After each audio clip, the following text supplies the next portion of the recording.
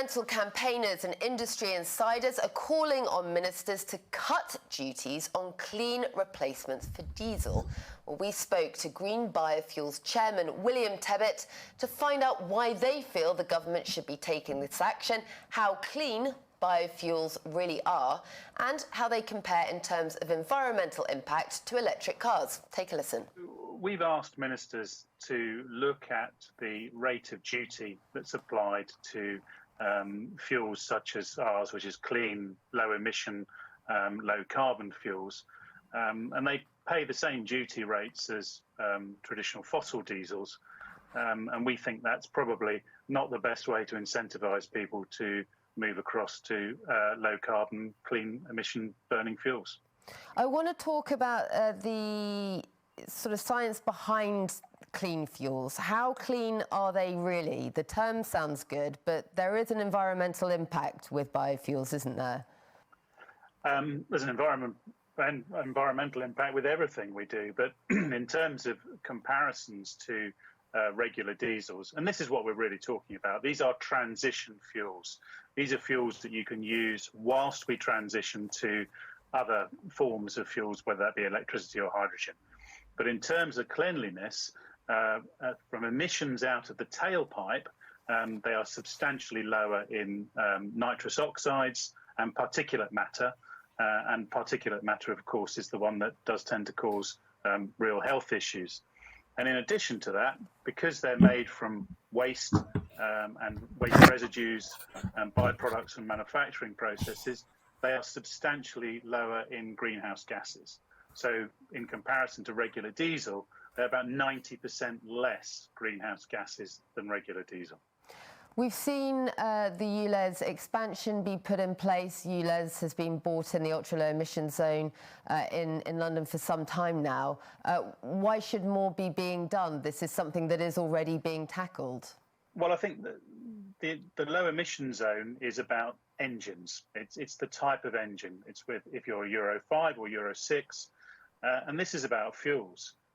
Those Euro 6, even if you're a Euro 6 compliant vehicle operating in the low emission zone, you're still burning a fossil diesel. So you're still contributing to the greenhouse gases. And indeed, you could be using a cleaner fuel that not only reduces greenhouse gases, but also improves local air quality.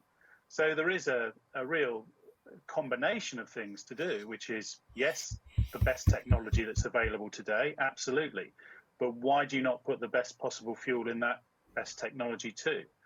That I don't really completely understand why people don't do that. Well, why do you think it is that people don't do that? Do you think it's just a misunderstanding, lack of information and knowledge? These fuels are more expensive, and it seems somewhat bizarre that a far superior fuel in terms of greenhouse gases and emissions is charged with the same duty. That's not incentivizing people who can't find a piece of technology that is electric. So heavy goods vehicles, for example, you're not going to throw away a heavy goods vehicle that has got a 10-year lifespan and may have cost £500,000, including tractor unit and trailer, to replace it with an electric one or hydrogen one that's not really available and performs as well. But you can just drop in a clean fuel, keep that piece of technology running for its entire life, hence reducing the amount of carbon from manufacturing as well. And a lot of people are doing that. A lot of businesses in the UK are now doing that, utilising fuels like ours, but they're doing it because they know it's the right thing to do. They're not being financially incentivised. And can you talk to me a bit when it comes to using biofuels and the comparison to electric, which is more environmentally friendly?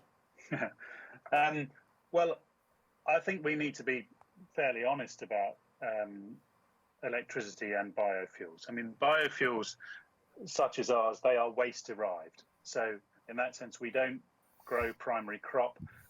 All of the material, the feedstocks that have gone into it have had another life. They've either been a used cooking oil or they're a byproduct of a manufacturing process. So in that sense, they are very low carbon. Now, electricity, the national grid, is way, way away from being zero. I mean, it's probably pretty good today because it's sunny and there's a bit of a breeze, but in the winter it's not. So the electric vehicle is fantastic in terms of emissions at the tailpipe, but it still emits particulate matter from brakes and from tyres. And although there's no emissions in terms of NOx and nitrous oxides from the tailpipe, it's still our emissions. And electricity itself, as I say, is not zero emission. It's a mass balance. The grid is, probably 3 or 4 times more carbon intensive than some of these biofuels are. But of course, the grid is significantly bigger. So the grid needs to be improved for sure to ensure that our electricity is lower carbon. But it's not it's not zero carbon now. And that was Green Biofuels Chairman William Tebbit there.